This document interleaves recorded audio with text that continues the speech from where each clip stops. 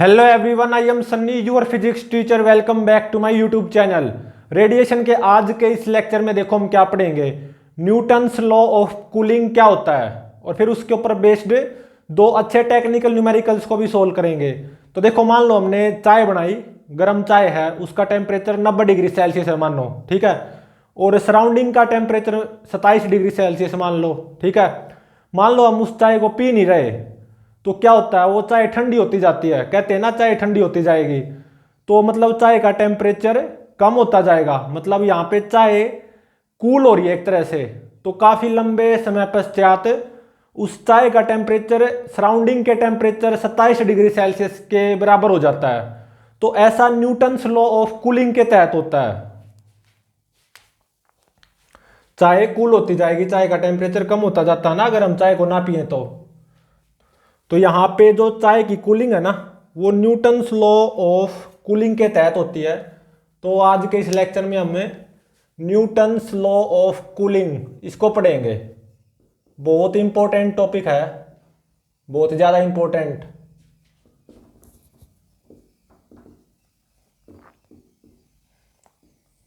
तो देखो, मान लो मेरे पास ये कोई बॉडी है, ठीक है। और मान लो t इज इक्वल टू 0 पे इस बॉडी का टेम्परेचर है T1, ठीक है। और सराउंडिंग का टेम्परेचर मान लो Ts है, जो कि फिक्स रहेगा सराउंडिंग का टेम्परेचर तो Ts। और मान लो T1 Ts से ज्यादा है, T1 is greater than Ts, ठीक है। तो ऑब्वियसली विद टाइम में इस बॉडी का टेम्परेचर घटता जाएगा, घटता जाएगा, घटता जाएगा। मतलब ये बॉडी कूल होती जाएगी, ठीक है। अगर T1 माइनस Ts, ये जो टेम्परेचर डिफरेंस है ना, ये वेरी स्मॉल हो, मतलब स्मॉल हो, T1 माइनस Ts ऐसा सोचो कि 40 डिग्री सेल्सियस के बराबर या उससे कम हो, तो यहां पे इस बॉडी की जो कूलिंग होगी ना, वो न्यूटन्स लॉ ऑफ कूलिंग के तहत होगी। इस बॉडी का टेम्परेचर ऑब्वियसली टाइम के साथ घटता जाएगा। सराउंडिंग का टेम्परेचर तो Ts फिक्स रहेगा। मान लो t इज इक्वल टू 0 पे बॉडी का टेम्परेचर T1, ठीक है, और T1 Ts से ज्यादा है। और ये जो टेम्परेचर डिफरेंस है ना, T1 माइनस Ts, ये स्मॉल है, मतलब 40 डिग्री या उससे कम। तो इस बॉडी की cooling Newton's law of cooling के तहत होगी। अभी पढ़ेंगे न्यूटन्स लॉ ऑफ कूलिंग क्या कहता है। तो देखो, ये बात तो पक्की है, इस बॉडी का टेम्परेचर कम होता जाएगा। मान लो t is equal to t instant पे इस बॉडी का टेम्परेचर हो गया कैपिटल T। सराउंडिंग का टेम्परेचर तो Ts ही रहेगा फिक्स, ठीक है। और मान लो t is equal to t plus dt instant पे इस बॉडी का टेम्परेचर मान लो t प्लस dt। बॉडी का टेम्परेचर घटेगा ना, तो dt क्या आएगा, नेगेटिव आएगा, ये पक्का है, ठीक है। सराउंडिंग का तो टेम्परेचर फिक्स रहेगा Ts, ठीक है। और ये आपको न्यूटन्स लॉ ऑफ कूलिंग में पता चल जाएगा एंड में। इस बॉडी का जो टेम्परेचर है ना, t is equal to infinity पे, मतलब काफी लंबे टाइम बाद सराउंडिंग के टेम्परेचर के बराबर हो जाएगा Ts, ठीक है। सराउंडिंग का टेम्परेचर तो फिक्स ही रहेगा Ts, ठीक है। तो यहां पे इस बॉडी की कूलिंग जो होगी ना, वो न्यूटन्स लॉ ऑफ कूलिंग के तहत कब होगी, ये ध्यान रहे। ये जो टेम्परेचर डिफरेंस है ना, T1 माइनस Ts, ये स्मॉल होना चाहिए, 40 डिग्री सेल्सियस के बराबर या उससे कम, ठीक है। तो देखो, यहां पे rate of cooling of this body, मतलब इस बॉडी के टेम्परेचर के घटने की rate minus D capital T divided by D small t, ये डायरेक्टली प्रोपोर्शनल होगी टेम्परेचर डिफरेंस के कैपिटल T माइनस Ts, ठीक है। मतलब at t is equal to t instant इस बॉडी के कूल होने की रेट, मतलब बॉडी के टेम्परेचर के घटने की rate minus D capital T divided by D small T, ये डायरेक्टली प्रोपोर्शनल होगी टेम्परेचर डिफरेंस के, बॉडी का टेम्परेचर माइनस सराउंडिंग का टेम्परेचर। ठीक है, ऐसा कौन बोलता है? ये न्यूटन्स लॉ ऑफ कूलिंग बोलता है, न्यूटन्स लॉ ऑफ कूलिंग। ठीक है, और देखो डी कैपिटल टी नेगेटिव, तो नेगेटिव नेगेटिव पॉजिटिव हो जाएगा, ये पॉजिटिव ही आएगी। ठीक है, पूरी चीज। तो अब देखो इस प्रोपोर्शनलिटी साइन को हटाओ, minus D capital T divided by D small T. मैं यहां पे प्रोपोर्शनलिटी साइन को हटा रहा हूं, तो किसका यूज करना पड़ेगा? कांस्टेंट ऑफ प्रोपोर्शनलिटी के का। ठीक है, तो देखो D capital T divided by T minus T S, ये किसके बराबर आ गया?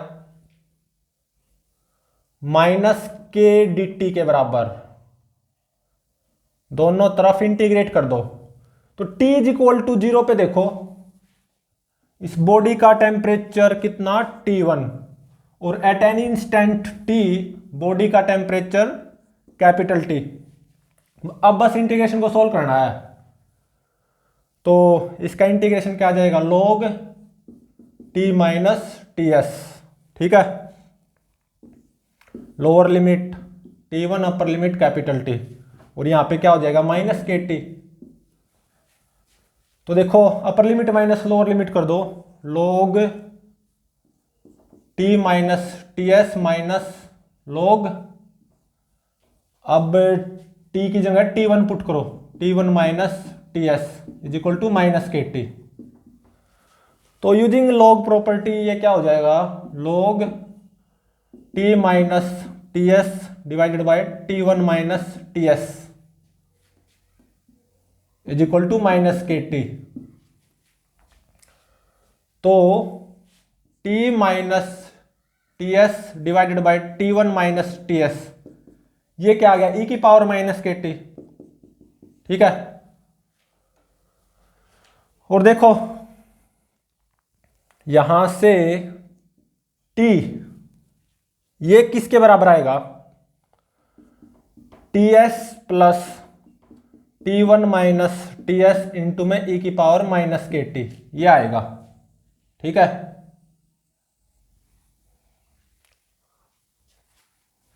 और अब ग्राफ प्लॉट करो कैपिटल T और स्मॉल t में। अब हम ग्राफ प्लॉट करेंगे कैपिटल T और स्मॉल t। तो देखो t इज इक्वल टू 0 पे इस बॉडी का टेम्परेचर T1। ठीक है, और देखो इस बॉडी का टेम्परेचर कैपिटल T सराउंडिंग के टेम्परेचर के बराबर मान लो हो गया।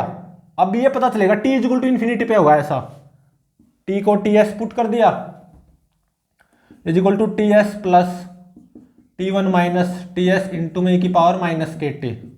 तो TS माइनस TS 0। ठीक है, तो एक तरह से e की पावर माइनस के टी ये 0 होना चाहिए यहां से। ठीक है, तो ये कब होगा? जब t इंफिनिटी होगा। तो इसका मतलब at t is equal to infinity पे इस बॉडी का टेम्परेचर सराउंडिंग के टेम्परेचर के बराबर हो जाएगा, और इसका जो ग्राफ आएगा वो कुछ ऐसा आएगा। ठीक है, कुछ ऐसा ग्राफ आएगा। At t is equal to infinity पे, मतलब काफी लंबे टाइम बाद इस बॉडी का टेम्परेचर सराउंडिंग के टेम्परेचर के बराबर हो जाएगा। t will be equal to ts at t is equal to infinity, और फिर उसके बाद में इस बॉडी का टेम्परेचर Ts ही रहेगा ऑब्वियसली। ठीक है, तो यहां पे देखो जो रेट ऑफ कूलिंग है ना, मतलब इस बॉडी के टेम्परेचर के घटने की rate minus D capital T divided by D small t, positive आएगा ये टाइम के साथ कम होती जाएगी। तो देखो यहां पे टेंजेंट की स्लोप कम नेगेटिव होती जा रही है ना, तो rate of cooling will decreases as time increases, ठीक है। और न्यूटन्स लॉ ऑफ कूलिंग का शानदार एग्जांपल है चाय का ठंडा होना। मान लो कोई गर्म चाय है, आपने चाय अभी बनाई ही है, ठीक है, तो उसको सराउंडिंग में एक्सपोज कर दो, आराम से रख दो, तो चाय का टेम्परेचर कम होता जाएगा। बोलते हैं ना चाय ठंडी होती जा रही है, तो ये न्यूटन्स लॉ ऑफ कूलिंग के तहत चाय ठंडी होती जाती है। काफी लंबे टाइम बाद चाय का टेम्परेचर सराउंडिंग के टेम्परेचर के बराबर हो जाता है, ठीक है। मान लो इनिशियली चाय का टेम्परेचर था, मतलब एक तरह से T1 मान लो 90 डिग्री सेल्सियस, और सराउंडिंग का टेम्परेचर जो कि फिक्स रहेगा वो तो 27 डिग्री सेल्सियस। तो अब आपने चाय को एक्सपोज कर दिया टू सराउंडिंग, तो अब जो चाय है ना वो जो ठंडी होनी शुरू होगी, वो न्यूटन्स लॉ ऑफ कूलिंग के तहत ठंडी होनी शुरू होगी, ठीक है। तो फाइनली काफी लंबे टाइम बाद चाय का टेम्परेचर घटता घटता सराउंडिंग के टेम्परेचर के बराबर हो जाएगा, ठीक है। फिर और ठंडी थोड़ी ना होगी चाय, चाय का टेम्परेचर घटता घटता सराउंडिंग के टेम्परेचर के बराबर हो तो गया काफी लंबे टाइम बाद एट T = इन्फिनिटी, ठीक है। और ये भी ध्यान रहे Newton's law of cooling valid तभी है जब ये टेम्परेचर डिफरेंस है ना T1 - TS ये स्मॉल होना चाहिए, 40 डिग्री सेल्सियस या उससे कम, ठीक है। तो अगर T1 - TS 40 डिग्री सेल्सियस या उससे कम हो गया, और ये बात तो है ही कि विद टाइम बॉडी का टेम्परेचर घटता जाएगा, तो T - TS तो और कम हो जाएगा 40 डिग्री सेल्सियस से, ठीक है। तो अब देखो इसके ऊपर based Newton's law of cooling के ऊपर बेस्ड दो अच्छे न्यूमेरिकल सोल्व करेंगे। इस फॉर्मूले को ध्यान रखना, ठीक है। T = 0 पे बॉडी का टेम्परेचर है T1 और सराउंडिंग का टेम्परेचर तो फिक्स ही रहेगा TS, और यहां पे K क्या है, कांस्टेंट ऑफ प्रोपोर्शनैलिटी, ठीक है, कांस्टेंट ऑफ प्रोपोर्शनैलिटी। अब न्यूटन्स लॉ ऑफ कूलिंग के ऊपर बेस्ड दो अच्छे न्यूमेरिकल्स को सोल्व करेंगे। तो देखो फर्स्ट न्यूमेरिकल में क्या गिवन है, मान लो मेरे पास कोई बॉडी है, ये मान लो ये कोई बॉडी है, ठीक है, और ये क्या है सराउंडिंग, सराउंडिंग का टेम्परेचर 30 डिग्री सेल्सियस गिवन है, ठीक है, जो कि फिक्स रहेगा 30 डिग्री सेल्सियस ही। T = 0 पे इस बॉडी का टेम्परेचर 70 डिग्री सेल्सियस गिवन है, मतलब एक तरह से T1 70 डिग्री सेल्सियस गिवन, और TS ये कितना 30 डिग्री सेल्सियस, ठीक है। तो 70 - 30 40, तो Newton's law of cooling valid रहेगी। यहां पे गिवन भी है ये body Newton's law of cooling के तहत कूल होना शुरू होगी, बॉडी का टेम्परेचर घटना शुरू होगा विद टाइम है। तो यहां पे ऐसा गिवन है कि एट T = 6 मिनट, मतलब 6 मिनट बाद इस बॉडी का टेम्परेचर कितना हो गया 50 डिग्री सेल्सियस, ठीक है। 70 से 50 तक आने में टेम्परेचर 6 मिनट लगे, और सराउंडिंग का टेम्परेचर तो 30 डिग्री सेल्सियस वो तो फिक्स है, तो ये बॉडी और कूल होगी, बिल्कुल होगी। और ऐसा गिवन है कि 12 मिनट और बाद, यहां से 12 मिनट और बाद इस बॉडी का टेम्परेचर कितना हो जाएगा, ये पूछ रखा है। यहां से 12 मिनट और बाद, यहां से 12 मिनट का और इंटरवल है, ठीक है, मतलब एक तरह से एट T = 6 + 12 18 मिनट पे इस बॉडी का टेम्परेचर वो कितना होगा, वो मान लो T' होगा, ठीक है, और सराउंडिंग का टेम्परेचर तो 30 डिग्री सेल्सियस फिक्स है। ठीक है,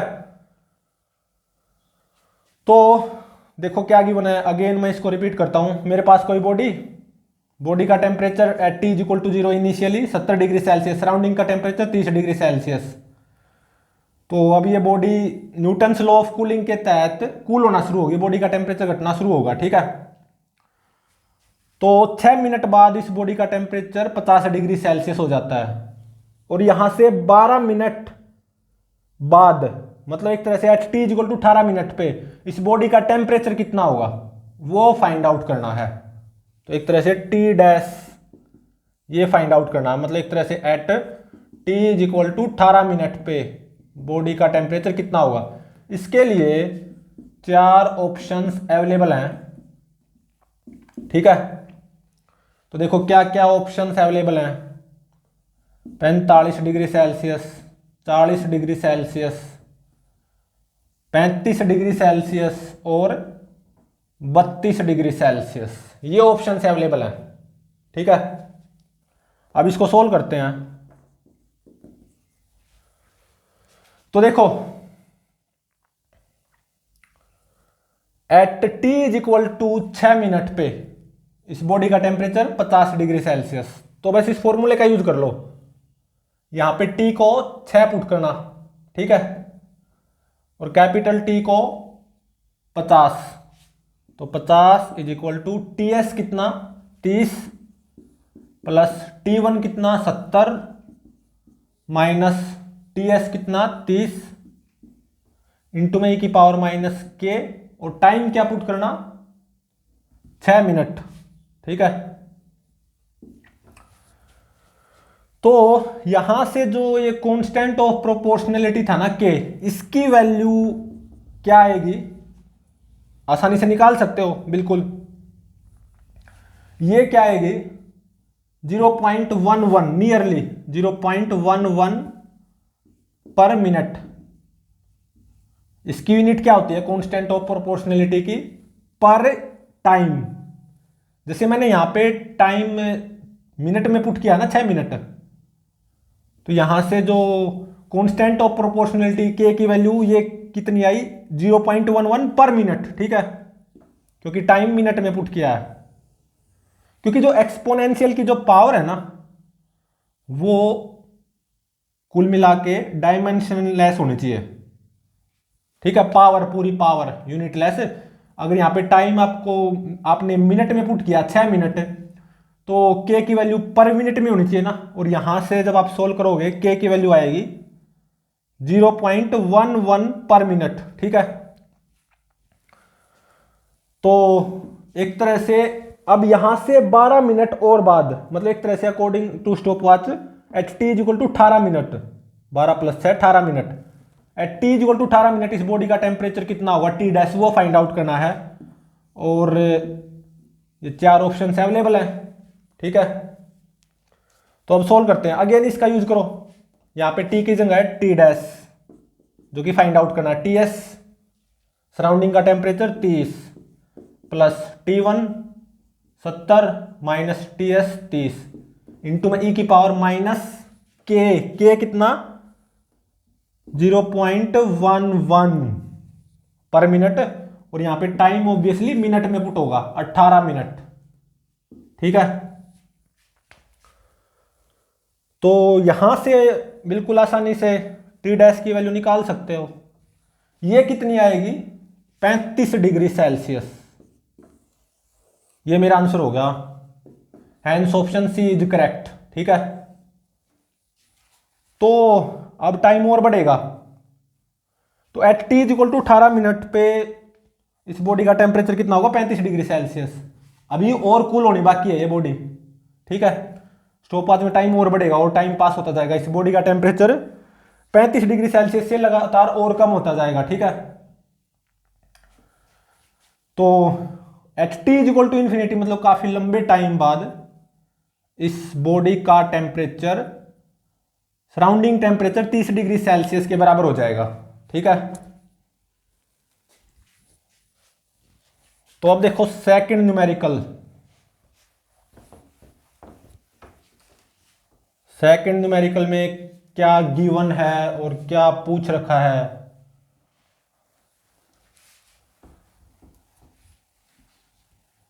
न्यूमेरिकल नंबर सेकंड। तो देखो इसमें क्या गिवन है, मेरे पास एक हॉट वाटर है, ठीक है, ये क्या है, हॉट वाटर,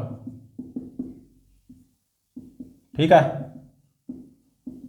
बाल्टी में गर्म पानी है, ठीक है, और T इज इक्वल टू 0 पे इस हॉट वाटर का टेम्परेचर कितना, 60 डिग्री सेल्सियस।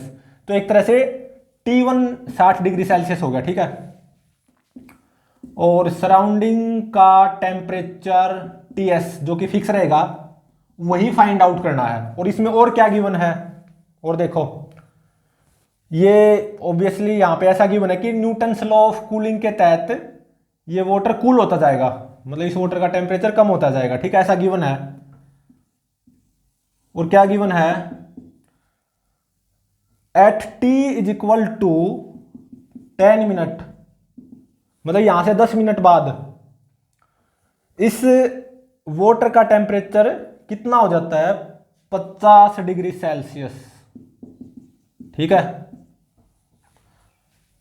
और सराउंडिंग का टेम्परेचर TS जो कि फाइंड आउट करना है, वो तो फिक्स ही रहेगा समथिंग। और क्या गिवन है, अगले 10 मिनट बाद, मतलब यहां से 10 मिनट और बाद, मतलब एक तरह से according to stop watch at T is equal to 10 + 10 20 minute, at T is equal to 20 minute पे इस हॉट वाटर का टेम्परेचर ये है 42 डिग्री सेल्सियस, मतलब T डैश एक तरह से 42 डिग्री सेल्सियस, ठीक है। सराउंडिंग का टेम्परेचर TS वो फाइंड आउट करना। अब सराउंडिंग का टेम्परेचर TS वो कितना रहा होगा, और यहां पे ध्यान रहे ये जो हॉट वाटर है ना, जो कूल हो रहा है, ये according to Newton's law of cooling cool होगा, ठीक है, ऐसा गिवन है। तो सराउंडिंग का टेम्परेचर TS वो फाइंड आउट करना है, ABCD।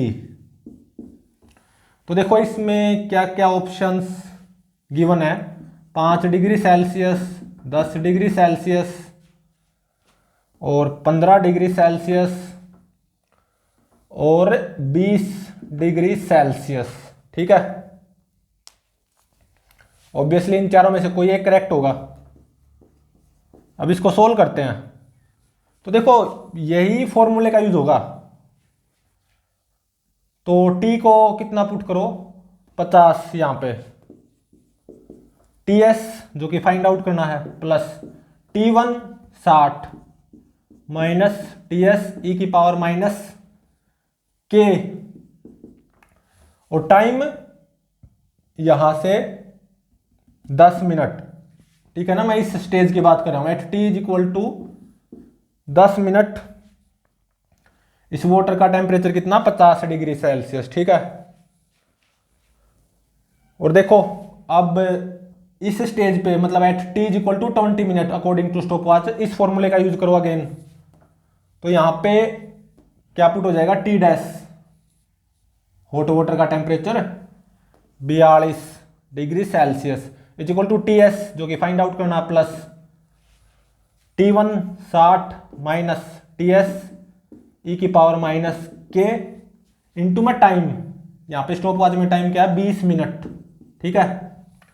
तो देखो एक इक्वेशन ये होगी, सेकंड इक्वेशन ये होगी। तो यहां पे दो इक्वेशन है और दो अननोन है। अननोन कौन से हैं, कांस्टेंट ऑफ प्रोपोर्शनलिटी और सराउंडिंग का टेम्परेचर TS।